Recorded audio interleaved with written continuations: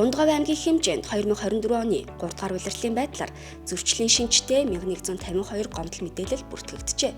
Согтуугаар тээврийн хэрэгсэл жолоодох, гэр бүлийн хүчирхийлэл үлдэх зөрчлийн хэрэгүүд зохилон үлдэгдэж байна.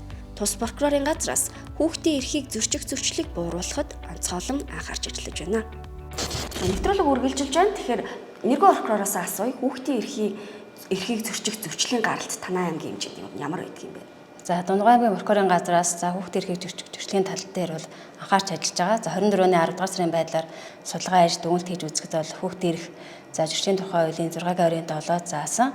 За хүүхдийн бие махбод халдах, хүүхдийн нэрийг дархитан согтуурах, хүчирхийлүүлдэг, үл хайрах хэлбэрээр үлдэгдэж хүүхдийн эрх зөрчиж байгаа нөхцөл байдал тогтоогдсон. За энэ бол эрхийн зөрчлийнхэн бол 80% эзэлжсэн. За хүүхдтэй холбоотой зөрчлийг бол бүрэн шийдвэрлэж дууссан байгаа. За хүүхдийн эрхийг зөрчих энэ зөрчлийн гаралтыг бууруулахын тулд та бүхнээс ямар ажил арга хэмжээ авч ажиллаж байгаа вэ?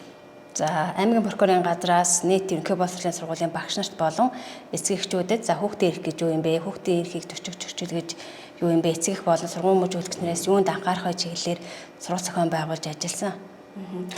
За хүүхдийн эрхийн зөрчил дээр нэмээд танд анхаарал хандуулж байгаа ямар асуудал байгаа вэ аймгийн хэмжээнд тийм ээ? За судалгаа хийх явцад бол нэг анхаарал татсан асуудал тогтоогдсон. Энэ нь болохоор шүүхэн шийдвэрээр хүүхдийн тэтгэлэг тогтоогдсон боловч хугацаанд төлөвлөгөө эцэгчүүд нэлээдгүй байсан. За энэ дээр бол шүүхэн шийдвэр гүйцэтгэх газартай хамтран бол ажил арга хэмжээ зохион байгуулалт ажиллаж байна. Ер нь хичнээн эцэг эхчүүд те хүүхдтэй тэтгэмж төлөхгүй ингээ яваад байгаа юм бэ? Нийтдээ 262 эцэг эх 308 хүүхдийн тэтгэлийг төлөхөөр шүүхэн шийдвэр гарсан байдаг. Хүүхдийн тэтгэлийг төлөгдөхгүй байгаа нь бол хоёр шалтгаантай. Нэгдүгээрт нь бол эцэг эхчүүд тодорхой ажил хөдөлмөр эрхэлдэггүй эсвэл орлогогүй байдаг. Эсвэл тухайн шүүхэн шийдвэр гарсан боловч зайлсхийдэг гэсэн хоёр шалтгаанаас хүүхдийн тэтгэлгийн төлдөггүй хүүхдийн эрхийг зөрчиж байгаа тийм тохиолдол байна. Хүүхдийн тэтгэмжээ төлөхгүй байх нь эргээд зөрчил болдог байгаа шүү дээ. Ямар тохиолдолд ер нь зөрчлийн хэрэг үүсдэг? Тийм зөрчил болно. Зөрчлийн тухай хууль зааснаар бол за хүүхдийн тэтгэлгээ 3 сараас дээш хугацаанд төлөөгөө тохиолдож зөрчил үүссэн тооцож шийдвэрлүүлдэг.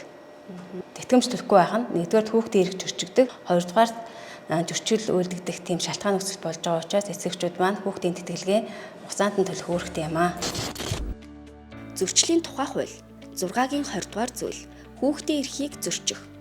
Тэтгэлэг төлөгч шүүхийн шийдвэрээр сар бүр төлбөл зохих хүүхдийн тэтгэмжийг 3 сараас дээш хугацаанд төлөөгүй эрүүгийн хариуцлага хүлээлгэхээргүй бол хүнийг 100,000 төгрөгөөр торгох эсвэл албадан сургалтанд хамруулж 7-оос 30 хоногийн хугацаагаар баривчлан шийтгэл оногдуулна.